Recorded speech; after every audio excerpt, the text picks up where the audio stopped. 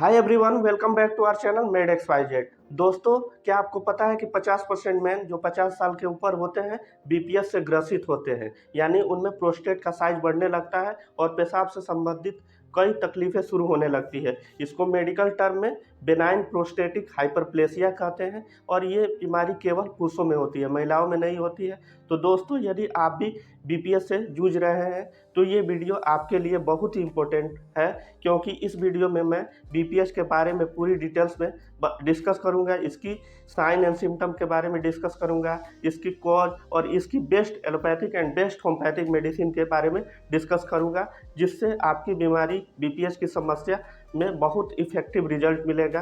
तो वीडियो बहुत ही इंफॉर्मेटिव है, वीडियो को अंत तक जरूर देखें और यदि चैनल पर नए हैं तो चैनल को प्लीज़ सब्सक्राइब कर दें। तो चलिए शुरू करते हैं।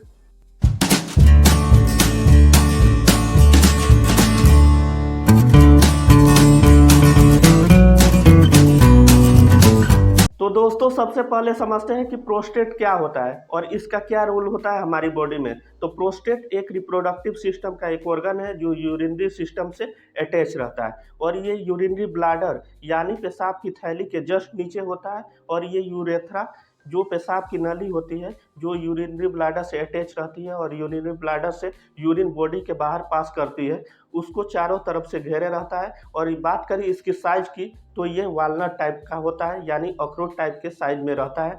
और बात करें इसकी फंक्शन की तो ये रिप्रोडक्टिव एज में यानी पुबर्टी के बाद प्रोस्टेटिक फ्लूइड बनाता है जो स्पर्म के साथ मिलकर बॉडी से बाहर निकलता है। दोस्तों, इसका कंप्लेन आमतौर पे 50 साल के बाद देखा जाता है। और प्रोस्टेट का बढ़ना दो प्रकार से होता है, यानी जब प्रोस्टेट के अंदर के सेल इनर सेल का ग्रोथ होने लगे और उसकी वजह से वो यूरेथ्रा यानी पेशाब की नली पर दबाव बनाने लगे, जिसके वजह से यूरेथ्रा में सिकुड़न आने लगे और पेशाब से संबंधित दिक्कतें होने लगे, तो उसे बीपीएच कहते हैं, यानी बेनाइन प्रोस्टेटिक हाइपरप्लेसिया कहते हैं। और ख़ास बात यह है कि ये नॉन कैंसरस होता है। वही बात करें दूसरी तरफ तो जब प्रोस्टेट के आउटर सेल्स में ग्रोथ होने लगे, उसके बाहरी सेल में ग्रोथ होने लगे और मल्टीपल ग्रोथ होने लगे, तो ये प्रोस्टेट कैंसर को इंडिकेट करता है।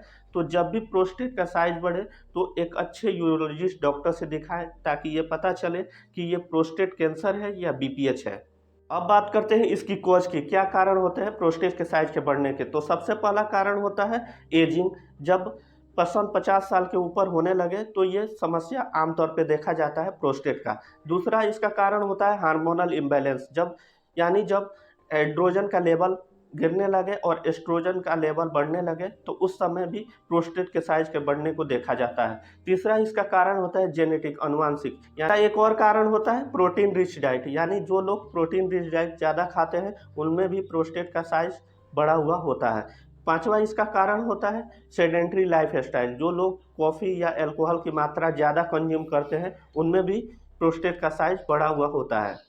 अब बात करते हैं इसकी सिम्टम की, क्या सिम्टम दिखाई देता है जब प्रोस्टेट बढ़ता है। चूँकि आपको पता है जब प्रोस्टेट बढ़ता है तो ये यूरेथ्रा को दबाव बनाने लगता है, क्योंकि ये यूरेथ्रा के चारों तरफ रहता है। तो सबसे पहला इसका सिम्टम दिखाई देता है डिफ़िकल्टी इन यूरिन, यानी पेशाब करने में तकलीफ़ होने लगती है, पेशाब करने के लिए ज़ोर लगाना पड़ता है और पेशाब का जो धार होता है, फ्लो होता है, वो कमज़ोर हो जाता है। उसके साथ ड्रिबलिंग ऑफ यूरिन, पेशाब बूंद-बूंद करके आता है और पेशाब का फ्लो प्रॉपर नहीं होता है। तीसरा इसका सिम्टम दिखाई देता है इंक्रीज़ फ्रीक्वेंसी ऑफ यूरिन, यानी पेशाब करने की बार-बार इच्छा होती है, ख़ासकर रात के समय।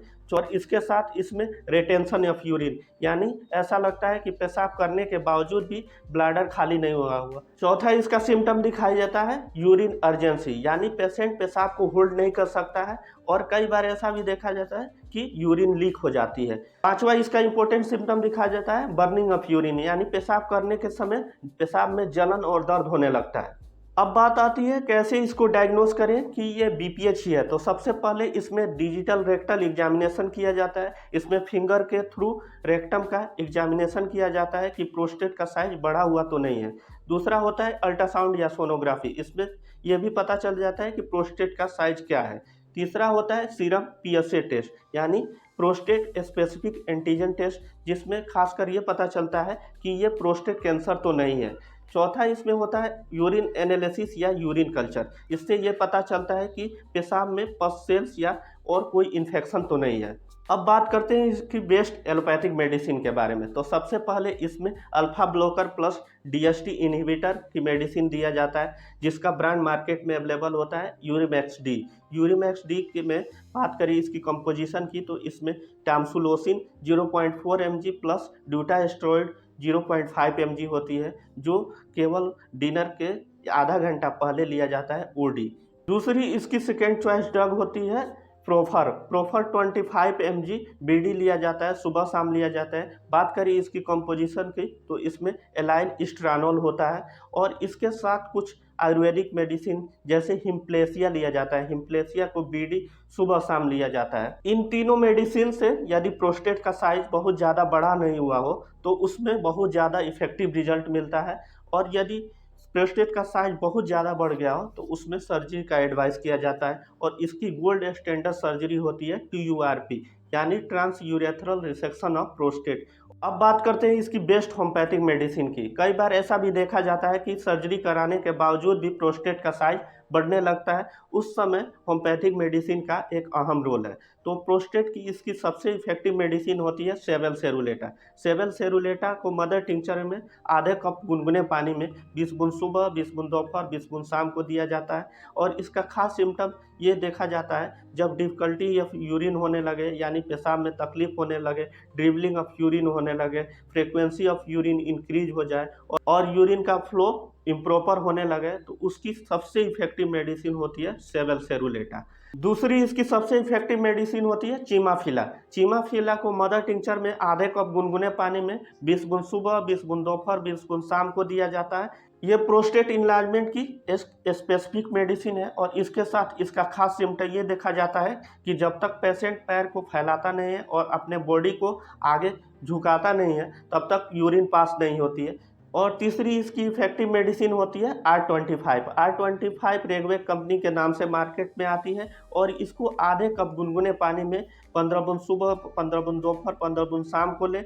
इन तीनों मेडिसिन को आप कम से कम 3 से 4 महीना लें। आपका जो भी प्रोस्टेट इनलार्जमेंट है, पेशाब से संबंधित जो भी दिक्कत है, उसमें बहुत ही इफेक्टिव रिजल्ट मिलेगा और प्रोस्टेट का साइज धीरे धीरे घटने लगेगा। तो दोस्तों, आज हमने BPH के बारे में पूरी डिटेल्स में डिस्कस किया। दोस्तों, यदि आपको भी कोई दिक्कत हो BPH के बारे में या कोई क्वेरी हो तो कमेंट में ज़रूर इसको मेंशन करें। तो दोस्तों, यदि वीडियो आपको अच्छा लगा तो वीडियो को लाइक, शेयर एंड कमेंट कर दीजिए, और यदि चैनल पर नए हैं तो चैनल को प्लीज़ सब्सक्राइब कर दीजिए। तो मिलते हैं किसी और नए इंफॉर्मेटिव वीडियो में, तब तक के लिए ग्लोरीफाई योरसेल्फ।